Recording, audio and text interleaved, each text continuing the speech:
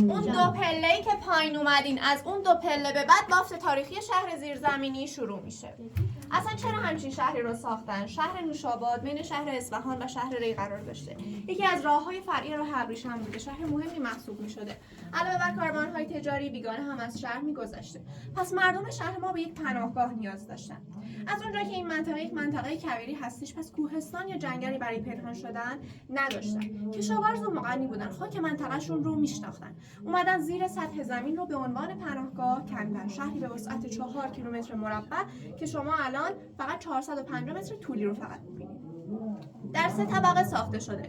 -1، -2 و -3. -1 4 تا 6 متر از سطح زمین فاصله داره. -2 12 تا 14 متر و -3 18 تا 23 متر از سطح زمین فاصله داره. در حال حاضر طبقه دوم هستیم. 12 تا 14 متر از سطح زمین فاصله داریم. یه دونه دیگه مونده. برای یه طبقه زیر پا و یه طبقه بالای سر. چاهایی که جای جای شهر زیرزمینی می‌بینید چاه‌های ارتباط بین 3 طبقه، همچنین راه ورود و خروج مردم در اون زمان بوده. این چاه‌ها داخل تنور خونه‌های بالایی، داخل استبل، داخل دژها یا قلعه‌هایی که می‌ساختن یا خارج از شهر بوده. جاهایی که مردم موقع حملات به راحتی از طریق این کانال‌ها بتونن وارد پناهگاه بشن، اما بیگانه این کانال‌ها رو نتونه به راحتی پیدا کنه. به خاطر همین زیر تنور می‌ساختن. بعد از اون وارد راهرو که شدین یه حفره‌ای رو سمت راستتون دیدین. اون قسمت طبق شواهدی که پیدا شده سرویس بهداشتی بوده در اون زمان و بعد از اون اتاق‌های اسکان موقت. چرا بهشون میگیم موقت؟ چون از شهر زیرزمینی فقط به عنوان پناهگاه استفاده می‌شده. مردم 2 الی 3 روز تا 1 هفته میموندن، بعد میرفتن سطح شهر و به ادامه زندگیشون می‌پرداختن. چاه‌ها چی بودش؟ چاه‌های ورود و خروج هستن.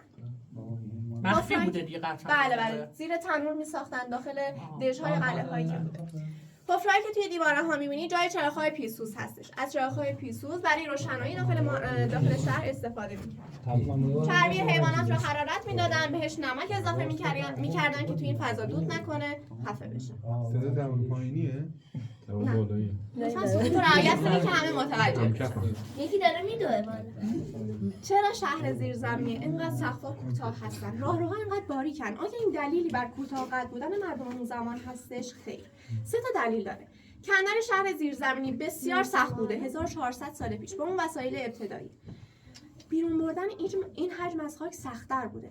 دلیل دوم استحکام شهر زیرزمینی هستش. 12 تا 14 متری سطح زمین زیر سطح زمین هستی باید استحکام حفظ بشه. و دلیل سوم دفاعی هستش. اگر بیگانه 1% که از این کانال‌ها رو داخل خونه‌های خارج از شهر بتونه پیدا کنه و وارد پناهگاه بشه، پدافندهای غیرعامل جلوی اون رو میگیره. چطور؟ سقف‌ها کوتاه هم نمیتونه از سلاح و نیزه استفاده کنه.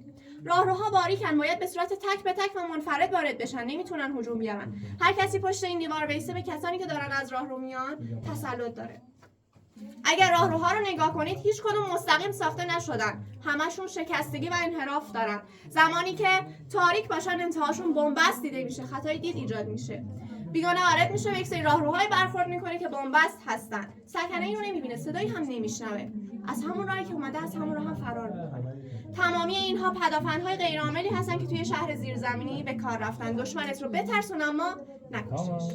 یه سوال بپرسم. یا آخرش خانم تا چند سال اینجا پناهگاه بوده و مخفی بوده؟ یعنی مثلا هنوز پیداش نکرده بودن، یعنی کسی که بیرون سالها بعدم بودن نمیدونستن که همچین جایی وجود داره که بیان بهش حمله بکنن. توی دوره‌های مختلف سیلاب‌ها وارد شهر میشن، کل شهر زیرزمینی رو میپوشونن، فراموش میشه.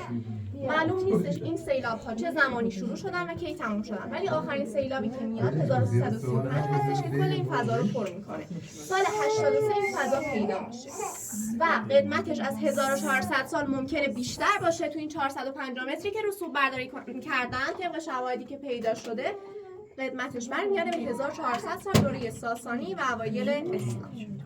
ثبت میراث جهانی شده؟ نه، میراث جهانی حرکت کنید. این من هست دیگه.